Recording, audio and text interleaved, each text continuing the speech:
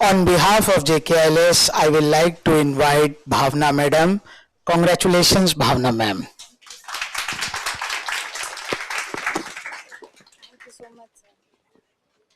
Thank you so much sir. थोड़ा सा अपनी जुडिशियल जर्नी के बारे में बताइएगा मैम। उसके बाद मैडम ने एक टॉपिक तैयार किया है, she has got good marks in essay writing, तो please discuss what was your strategy. First tell me about your judicial journey and then the strategies ma'am. सबसे पहले तो मैं सर को बहुत बहुत धन्यवाद करती हूँ। सर का बहुत बड़ा रोल रहा है मेरी इस पूरी जर्नी में। पूरी प्रिपरेशन जो है वो मेरी यहीं से थी, और सर का पहला ऑनलाइन बैच था कोविड का, तो वही अटेंड किया गया था।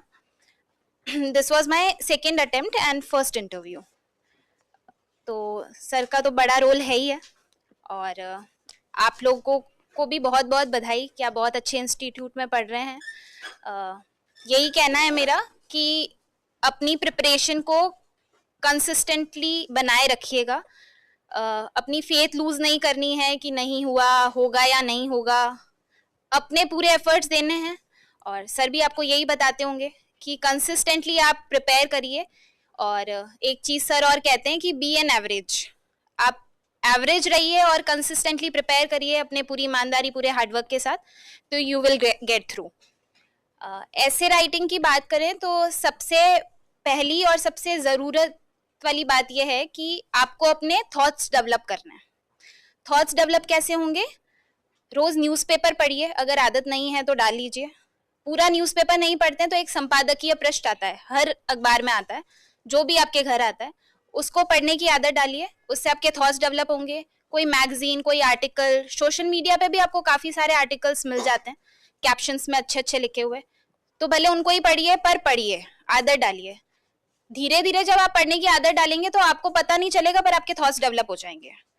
फिर आप जब ऐसे लिखने बैठते हैं तो वो सारे थॉट्स, और प्लस आपने अगर गूगल किया है, आजकल एआई का ज़माना है तो चैट जीपीटी का यूज़ आप कर सकते हैं, उन सबको एक बार पढ़ लीजिए और फिर सारा कुछ बंद करके और अपनी ब्रेनस्टॉर्मिंग करिए कि मैंने कहाँ से क्या क्या पढ़ा है।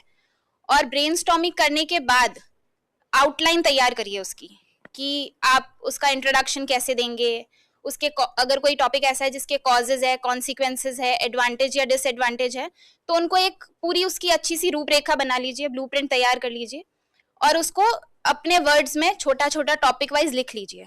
एक पूरा पेपर आपका जब आप ऐसे लिखने बैठते हैं, क्योंकि अभी आपके पास इनफ टाइम है, तो जब आप ऐसे लिखने बैठ रहे हैं तो एक फ्रंट पेपर जो है वो आपका उस ब्लूप्रिंट पे होना चाहिए कि आप इंट्रोडक्शन में क्या लिखेंगे, 3-4 पॉइंट्स जो भी आपको इंट्रोडक्शन में कवर करने, देन नेक्स्ट पैराग्राफ क्या होगा, उसके नेक्स्ट क्या होगा, उसके नेक्स्ट क्या होगा, देन जो भी आपका कंक्लूजन है वो। तो ब्लूप्रिंट तैयार हो जाएगा, तब आपको ऐसे लिखने में बहुत आसानी हो जाएगी। और ये जब आप कंसिस्टेंटली करेंगे तो आपको एग्जाम टाइम में भी करने में कोई दिक्कत नहीं आएगी, क्योंकि टॉपिक का अब ऐसा हो गया है कि आप एक्सपेक्ट नहीं कर सकते कि क्या आएगा, वहां कुछ भी पूछ लेते हैं वो। तो वहां कुछ भी पूछा, आप जनरल टॉपिक तैयार करके जा रहे हैं, एनवायरमेंट या प्रदूषण या जो भी XYZ, पर वहां पे जो टॉपिक होएगा वो आप एक्सपेक्ट नहीं कर पाएंगे। जैसे इस बार हम भी एक्सपेक्ट कर रहे थे कि यूसीसी आ जाएगा, नए लॉज पूछ लिए जाएंगे, पर नए लॉज हमको हिंदी में चलो पूछ लिए, बाकी सारे टॉपिक बहुत अनएक्सपेक्टेड थे। तो उसके लिए फर्स्ट एंड फॉरमोस्ट आपके थॉट्स होने चाहिए। आप रटा रटाया वहां लिखेंगे, आपके कोई काम नहीं आएगा आपके, क्योंकि सबके थॉट्स यूनिक होते हैं, और वो अगर आपके खुद के हैं तो वो आप अच्छे से ऐसे में प्रेजेंट कर पाएंगे। तो पहली चीज यही है कि आप अच्छे से अपने थॉट्स डेवलप करिए, कुछ भी पढ़ के रोज आदत डालेंगे तो थोड़ा थोड़ा हो जाएगा। एंड देन ब्रेनस्टॉर्मिंग करके अच्छे से बैठ के, इनिशियली ऐसे लिखने में 1 या 2 घंटे लग रहे हैं, कोई बात नहीं, आपके पास इनफ टाइम है, आप हफ्ते में एक भी लिखते हैं, एक इंग्लिश का एक हिंदी का, तो दैट्स ऑल्सो इनफ। लेकिन लिखिए, और राइटिंग प्रैक्टिस मस्ट है, क्योंकि ऐसे में जनरली, जैसे इस बार जब हम ऐसे लिखने बैठे थे तो आई रिमेम्बर कि क्लास में सब एक दूसरे का मुंह देख रहे हैं कि ये क्या टॉपिक्स आ गए, अब इन पे क्या लिखना है। जैसे इंग्लिश का जो टॉपिक था, just speaks through his pen, अब उस पर आप क्या लिखोगे और कैसे लिखोगे, क्योंकि थोड़ा सा फिलोसफिकल टॉपिक है वो, उस पर आपके जो कंटेंट है वो आपका बहुत अच्छा होना चाहिए। तो इस तरीके के टॉपिक्स को प्रिपेयर करने के लिए शुरू से प्रैक्टिस करनी पड़ती है, एकदम से नहीं आएगा। आपने सोचा कि मैं डाल दूं उस पे चैट जीपीटी पे या गूगल पे और वो रटा रटाया मुझे दे दे, मैं लिख लूँ फिर उसको याद कर लूँ, दैट डजंट वर्क। तो आप हर हफ्ते अपना अपना जो भी टॉपिक है, एक हिंदी एक इंग्लिश प्रिपेयर करिए, उसका ब्लूप्रिंट जो भी है रूपरेखा तैयार करके फर्स्ट पेज आपका वो होना चाहिए। देन आप उसको लिखिए 1 घंटे 2 घंटे, एग्जाम में आप 2 घंटे में 3 ऐसे आराम से लिख लेंगे, ये मेरी गारंटी है, अगर आप इस चीज को कंसिस्टेंटली करते हैं तो। और एग्जाम में क्या होता है ना कि आपने जब बहुत टाइम से ऐसे लिखे हैं तो आपकी एक नोटबुक प्रिपेयर हो जाती है, तो आप लास्ट के दिनों में जैसे आपके पास जो भी मेंस के लिए टाइम बचता है, आप उस नोटबुक से ही पढ़े ना तो भी इनफ होता है, आपको नया मटेरियल गैदर करने की जरूरत नहीं है उस टाइम पे, क्योंकि वो मटेरियल आपने ऑलरेडी तैयार कर रहा हुआ है। मेरे पास हिंदी की एक अलग नोटबुक थी, इंग्लिश की एक अलग नोटबुक थी, और पूरे 40 दिन में मैंने उन्हीं को पढ़ा है। और ये भी ट्राई करिए कि जितना भी टाइम मिले लिखते रहिए, क्योंकि लिखने की प्रैक्टिस इज मस्ट।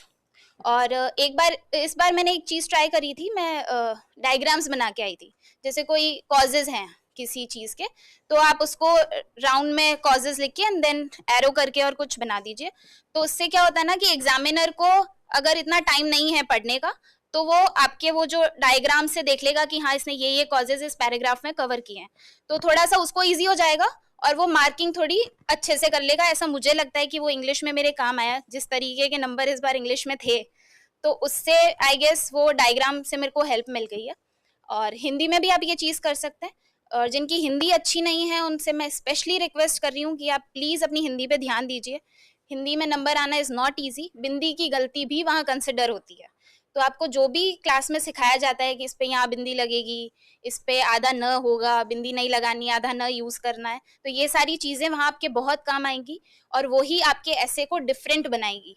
तो आप अपनी राइटिंग प्रैक्टिसेस करिए, हिंदी को प्लीज़ सीरियसली लीजिए जो लोग भी नहीं ले रहे हैं, और इंग्लिश मीडियम है तो वो भी इंग्लिश को भी सीरियसली लीजिए। लैंग्वेज इज़ नॉट समथिंग जो आपको 1 दिन या 2 दिन में आ जाएगा, वो टाइम लगेगा उसके लिए। तो वो आप अभी से प्लीज़ पढ़ना स्टार्ट करिए, that will work for you. और लैंग्वेज ही ऐसा पार्ट है जो आपको अपने एग्जाम में एज दिलाता है या क्लियर करवाता है। मैंने 2 अटेम्प्ट दिए हैं, दोनों में ही लैंग्वेज पोर्शन ऐसा था जो मुझे बहुत हेल्प किया है, क्योंकि लॉ सब पढ़ रहे हैं, उतना ही पढ़ रहे हैं, लॉ में 19-20 सबके उतने ही नंबर आ रहे हैं, पर लैंग्वेज मेक्स अ डिफरेंस, तो प्लीज उस पर ध्यान दीजिए। Thanks a lot, ma'am. Thanks a lot.